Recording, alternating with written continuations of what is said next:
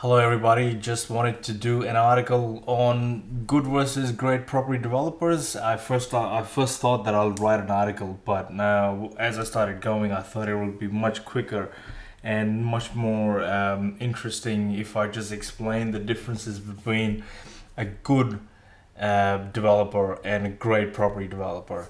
I've got a few things that I wanted to go over, which basically marks the difference between what a good developer does and what a great developer does. And our aim is that we all want to be great property developers. So, um, so let's look at what is the difference between good and great. So the first thing is good is the enemy of great. So always remember that there was a book written by Jim Collins called Good to Great, which was a fantastic book and very corporate book and what was a very bestseller. Basically, I haven't taken anything from the book, but whole premise of the book, the whole underlying theme of the book is actually telling people that good is the enemy of great. If you want to be great, you got to give up good in a nutshell. I just wanted to tell you a little bit about myself. When I got into property development, before I actually got in there, I was working for Service Stream as a contract manager. I was getting what $80,000 a year, and I actually quit my job. And the reason I quit my job was because I asked myself that if I work really, really hard in this company, what's going to happen the next year? What is my uplift? And I wasn't very happy with the answers that I was coming up with. So I decided to quit my job and get into property development. And I'm not suggesting that everyone should follow suit. I'm just telling you what I did, and it was tough, but now but now it's much better, and now I'm doing all sorts of different deals. All sorts of different deals are at different stages. Some of them are finished, some of them are construction is halfway through, some of them construction is about to complete, titles are about to issue, and all sorts of things are happening in my life now. But for the first year or so, it was quite tough. But I wanted to take this video and just introduce you to what good and great is. Before I get into more details about good and great, I wanted to share with you an email that I sent to my mentor when I got into property development. And I had a mentor, and a lot of people might know him in the industry because he's very famous. His name is Bob Anderson. And I actually, before I even started in his program, I sent him an email. And I'm not saying that where I am today is a mistake or is a fluke or whatever. But what I'm saying is that before I started with him, I did send him an email. And I'm just sharing that email with you. And I've blurred out some of the sections that I don't think are worth sharing. But I just want you to pay attention to this bottom part where I talk about this is an email that I sent on 20th of September 2012 at 6 o'clock in the morning. And I said to him that even before I sign up with you, I can assure you that sooner or later I will be one of your student success stories.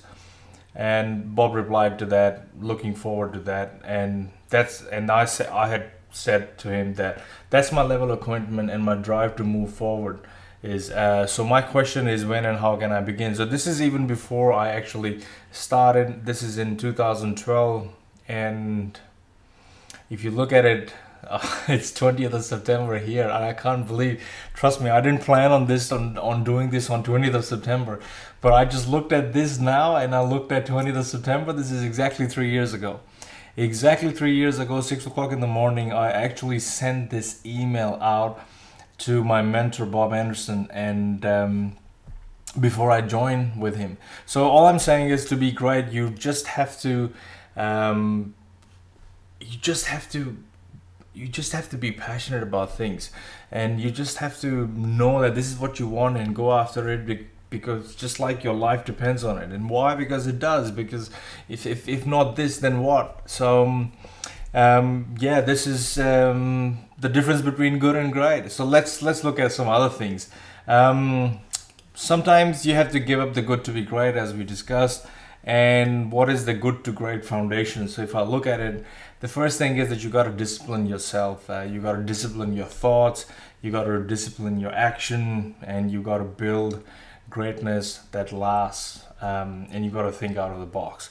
So discipline yourself. This basically means you got to keep all your commitments. So if you commit on something, make sure you follow through. And discipline your thoughts. You have to stop being negative. One negative thought actually attracts 5 corresponding negative thoughts. So make sure that you're not talking yourself down, or you're not talking negative all the time. Or if you start on something, you'll say, oh, I'm going to fail and it's not going to work out, or it's bad, the market is down. And don't do all of this, because when you do something and you've already got an underlying negative tone to it, you will find a way to make it true. So don't do that, and take disciplined action. I call it TNT. My team that I work with, there's a builder, there's a project manager, and I also have a cost analyst that's on the team now that I work with, and I always talk to them about TNT, and I call it TNT is like gunpowder. It's an explosive.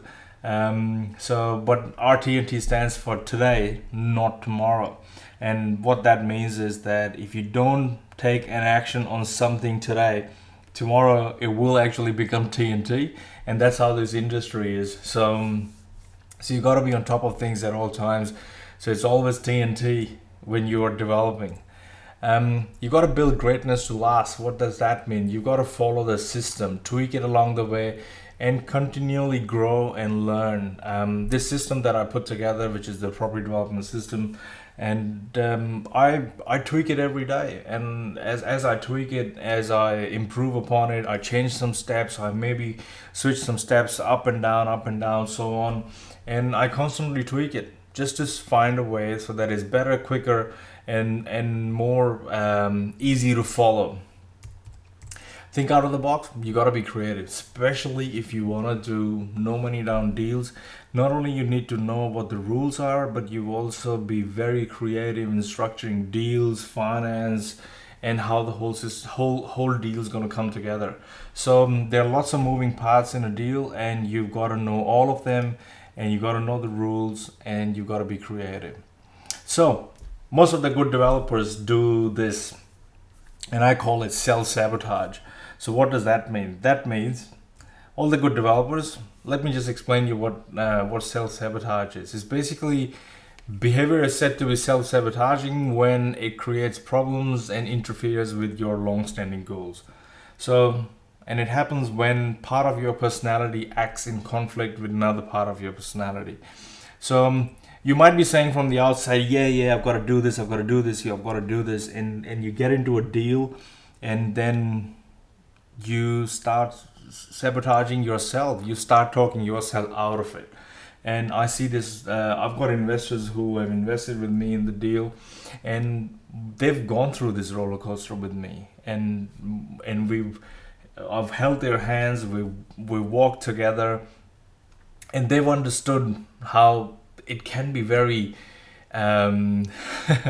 what word do I use to actually describe it? It can be very emotionally taxing when you're actually in a deal. Forget about your money side of it, but it can be emotionally very taxing, because when you are about to take that bigger step, you want to have somebody right next to you, holding your hand, telling you what to do, and someone who's done that before, who knows how this roller coaster works, so that they can tell you, yeah, we're expecting a high here, we're expecting a low here. It doesn't matter, that it happens in every deal. So these are the things that you got to know at. Some of the self-sabotaging behavior that good developers go through is usually is when you have fear of success. You dwell on too many options. You quit when going gets tough, or you don't take your money situation seriously. You let others waste your time, and you avoid the hard work, or you don't take responsibility, and you look to blame somebody. And it's like that. And a lot of people, they would rather get even than get ahead in life. So just remember that Don't try and get even. Just try and get ahead in life. You tell yourself negative stories. You spend all your time planning. You know, a lot of I call this paralysis by analysis. So you don't cut yourself any slack, or that means you keep telling yourself that you're not good enough or you haven't done this properly. So don't beat yourself up. But I have been guilty of that, and there was for a long period of time I used to I used to talk myself down. So don't do that. A lot of people do, and there's no fun in that, and there is no uh, you don't it won't get you anything. It won't help you achieve anything. So make sure you don't do that. And this all stems from having a poor self-image. So make sure that you work on that, um, and you don't indulge in self-sabotaging behavior. On the other hand, if you are a great developer, they don't do any of these things, and they understand that there are two kinds of fears. There's either a fear of failure, and there's a fear for success. You know, what if things work out and I can't handle them? So, but let me tell you what I think, and because I've gone through all of this, and I'm just telling you what I think. And the way I work is that I only believe in two things. One is good karma, and everybody understand what karma is. And the second thing that I believe in is universe. So good karma could also be good deeds, but I like to call, apart from good deeds, I like to call it consistent action. And I call it consistent action because that's my karma that I've got to do every day. That's TNT. That's today, not tomorrow. And I believe in universe. Now you can call universe God, Jesus, a higher power, almighty, whatever you want to call it. I like to call it universe. And I believe that the universe must know that you really, really want something, and it will deliver it to you. So you've got to show the universe that you really want something, you are going after something, and that's what you want to achieve. And all your actions are in line with what you want to achieve, and the universe can see that. And if the universe sees that, and that you're not serious about achieving something, you won't get it. It won't give it to you. So the universe must know that you really, really want something, and you are willing to do whatever it takes to achieve that. Most of the good developers that I come across, they have no clue where to start. And why does that happen? Basically, their decision making is based on a few things. Like, for example, everyone's developing here, so should I. Everyone's buying here, so should I. And everyone's investing in property, so should I. So there's no harm with that approach. And the thing is, very often they'll be right, because it's called, if you study marketing, it's called the herd mentality, where everyone's running there, that's where I'm going. And some of the people who get in early will get it right, because that's how the market's moving, and they've actually managed to ride the tide. But that's being a good developer. But if you want to be great, you've got to be able to understand and make sure that you are right every time, and where you're going or what you're doing is all researched and done properly. So if you don't know where to start or where to look, you will never start, which is basically paralysis by analysis. And there are things like, why Melbourne, or why Sydney, or why Adelaide, or why not Perth? So there are questions like, what's happening at the macro level, and there are questions like, what's happening at the micro level. Most of these good developers who base their decisions based on everyone's developing here, so should I, everyone's buying here, so should I, they can't answer any of these questions. It's because they don't have the ability to actually drill down to the suburb level to understand exactly what's happening and why are they doing what they're doing. So most of them They can't do that. Another thing that good developers do is that they listen to negative media. And what happens is they're all the doomsayers, the confidence killers, and they basically, the media, you got to remember, can only sell a negative news. It's all about bad news sells, and nobody wants to listen to the good news. And every time they come back with the bad news, it kills the confidence and the market starts dying. So just understand how the market works and how it works. Now, another thing that they do is that they listen to the economists too much. And I'm not saying all economists are bad. Countries employ them, banks employ them, a lot of big developers employ them. But I'm saying that you've got to listen to the economists with a pinch of salt. And I'll give you some examples here. But before I do that, I wanted to ask you some questions.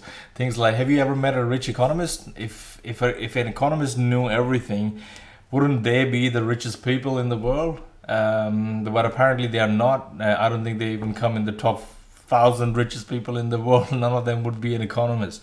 So, an economist by definition is someone who will know tomorrow why the things they predicted yesterday didn't happen today. Now, I saw this this is not my definition. I actually got this off from one of the property books that I read. And if you Google it, Urban Dictionary defines economist as one who, starting from a position of overeducated and underinformed logical supposition, commences making incorrect and devastating judgments about the functioning of the world, and then formally codifies their misunderstanding in dogmatic and arrogant absurdity. So if you ever wanted to understand what this is, you should go to this link and look at this definition. Now, I'm only young, and I haven't been in Australia forever and ever, but I've been in Australia since 1996. And I just wanted to recap a few things that have already happened since that time. In 1997, I distinctly remember this day. I was going for a job interview when the Hong Kong stock market, or the Asian stock market, crashed. And that was supposed to put a stop to our property market at the time. Well, nothing happened after the crash. In 1999, we had this scare of, Y2K bug. And it was supposed to crash. All the computers and planes were literally supposed to fall out of the sky. So, that was another scare at the time. I'm just trying to give you all these different kind of scares that we've had in the past, and we've lived to tell the tale, and the property market has still gone up. So in 2000, we introduced GST, and which was followed by 5 interest rate rises, which were going to hurt our property markets. Well, as far as I remember, this property markets actually took off in 2000, after 2000. In 2011, we had 9/11. 9/11 happened, and the world declared war on terror. So that was supposed to bring everything down too. In 2002, Australia became involved in Gulf War, which was followed by Bali bombing the same year. In 2004, I found out what a tsunami was. Honestly, I had no idea what a tsunami was until 2004. When it happened, I looked it up in a dictionary, and now it seems like a natural phenomenon, and it happens all the time. 2008, we had GFC hit us, and the markets were flat for a while. In 2009, economists predicted Australian property price bubble. They claim property values will crash by 20 to 40%. This is in 2009, mind you. In 2011, Australian property prices were so high that the bubble was about to burst. In 2012, I went to a free 3-day seminar. I like to call them pitch fest. You go to this free 3-day event, and one after another, you are pitched with one course or another, and you end up buying courses. And I'm no different. I bought all of them to study and understand what they were. And there was an economist there at that 3 day event, and that economist just talked down Melbourne like there was no tomorrow. Like he came up with stats about there were 25,000 apartments coming out on the market in 2012, and the apartment market would crash, and this would crash, and it was all doom and gloom for Melbourne. And I was very upset at the time because I went and saw this economist. Really talk Melbourne down, and I came and I said, wow, I can't really do anything because it's not in my control anymore. I can't do anything because the economy is like this, the Melbourne's like this, and I didn't want him to travel to mining towns at the time, so I can't do anything. I threw my hands up in the air, and I shook them around like I just didn't care, but I it depressed me, and but it didn't stop me. It did depress me for a short while, and then I got back on my feet. So, and in 2013 to 2015, Melbourne, Sydney property prices skyrocketed after I saw this guy talk down Melbourne. So, in 2015, we've seen the end of resources boom, or is it? If you want to feel good, I'll give you a link to an article. You can go and have a look at it. What you also got to understand is this: resources boom had 3 phases. Number 1, phase 1 lasted for about 80 years and it peaked in 2011. Phase 2, overlapping investment boom lasted for another 6 years, with 400 billion worth of resources projects. Overall, business investment spending peaked in the last quarter of 2012 at an astonishing 19% of GDP. The phase 3, we are well aware that resource prices are still falling from their 2011 peak, and that mining investment spending is rapidly coming to an end. But according to Mark Cully, he's the chief economist again of the Federal Department of Industry and Science, the production boom is set to last far longer than the other booms that have already happened.